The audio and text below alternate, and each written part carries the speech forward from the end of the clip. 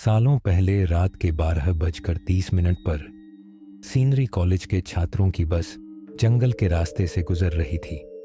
वे सभी पिकनिक खत्म करके वापस धारा शिवहर लौट रहे थे।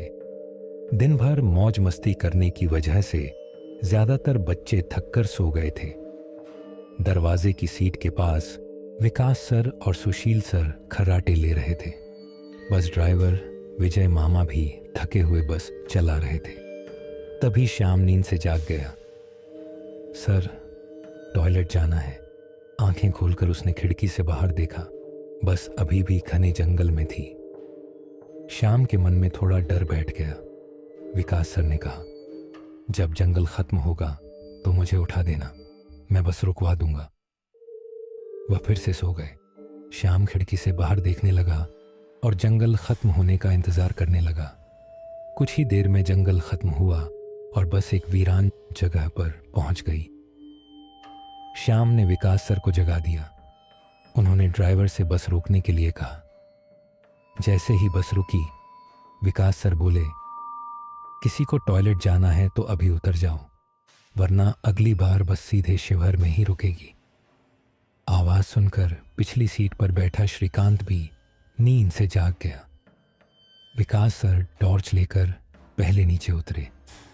उनके पीछे पीछे श्याम और श्रीकांत भी उतरे और अलग अलग झाड़ियों की ओर चले गए। श्याम टॉयलेट करके वापस आया, लेकिन श्रीकांत अभी भी नहीं लौटा था। तभी श्रीकांत जोर से चिल्लाया। उसकी चीख सुनकर विकास सर और श्याम उसकी ओर भागे, लेकिन तभी श्रीकांत झाड़ियों से बाहर आया। क्या हुआ, क्यों चिल्लाए? कुछ नहीं सर, चप्पल से होकर कांच का टुकड़ा पैर में चुभ गया, उसकी आवाज सुनकर ड्राइवर और हेल्पर भी नीचे उतर आए थे। सभी बस में वापस चढ़ने ही वाले थे कि अचानक एक बाइक बस के सामने आकर रुक गई। बाइक वाला बोला, अरे भाई साहब, यहाँ के नहीं लगते क्या? आपको नहीं पता कि इस रास्ते पर चकवा लगता है? चकवा सुनकर विकास सर बोले, हाँ हाँ पता है, हम बस निकल ही रहे हैं। वो सब बस में बैठ गए। श्रीकांत ने उत्सुकता से पूछा, सर ये चकवा मतलब? विकास सर बोले, चकवा यानी छलावा, भूत। कहते हैं जो लोग रात में सड़क पर मरते हैं उनकी आत्माएं छलावा बन जाती हैं। वे यात्रियों को पकड़ लेती हैं और उन्हें उनकी मंजिल तक पहुंचने नहीं देती। कितना भी भाग लो या गाड़ी तेज कर लो, फिर भी वहीं पहुंच जाते हो जहां छलावे ने पकड़ा था, ड्राइवर बोला। और कई छलावे तो जानलेवा होते हैं। मेरे कुछ ड्राइवर दोस्त भी इसके शिकार हुए हैं। रात में थके हुए लोगों को पकड़ना इनके लिए आसान होता है। श्रीकांत बोला, सर ये सब मन का भ्रम है। राइटर लोग बातें बनाते हैं, इसी से उनका घर चलता है। विकास सर डांटते हुए बोले, श्रीकांत चुप हो जाओ और सो जाओ। सभी ने आंखें बंद कर लीं। कुछ देर बाद भी श्याम जाग रहा था और बाहर देख रहा था।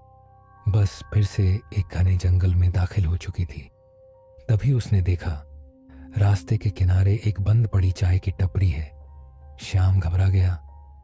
यह टपरी तो मैंने पहले भी देखी थी। वह डरते हुए ड्राइवर के पास भागा।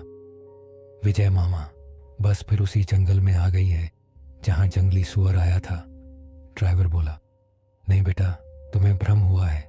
इतने में विकास सर भी जाग गए। क्या हुआ श्याम?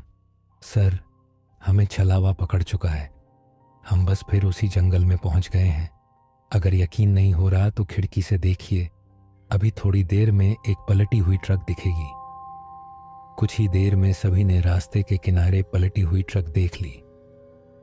ड्राइवर भी मान गया कि श्याम सच बोल रहा है। फिर जंगल खत्म हुआ और बस वही वीरान जगह पर पहुंच गई जहां वे टॉयलेट के लिए रुके थे। अब सबकी आंखें फटी की फटी रह गईं। ड्राइवर लगातार रास्ता ढूंढ रहा था, लेकिन बस हर बार उसी जंगल में लौट जाती थी। लग रहा था जैसे पूरी दुनिया में बस यही एक रास्ता बचा है। ड्राइवर बोला, सर शायद सुबह होने तक रुकना पड़ेगा। सुनते हैं छलावे की ताकत सूरज उगते ही कम हो जाती है। श्याम बोला, हाँ सर, मेरी माँ ने भी यही बताया था। अगर सुरक्षित जगह मिले तो रुक जाना चाहिए। सुशील सर भी जाग गए। क्या हुआ, पूरा किस्सा बताओ। लेकिन तभी ड्राइवर अचानक चिल्लाया। सामने एक बोर्ड था, बोरगांव में आपका स्वागत है। ड्राइवर कांपते हुए बोला, ये मेरा गांव है, लेकिन हम यहाँ इतने जल्दी कैसे आ गए? कोल्हापुर से निकले सिर्फ 2 घंटे हुए हैं, जबकि मेरा गांव कोल्हापुर से 6 से 7 घंटे दूर है।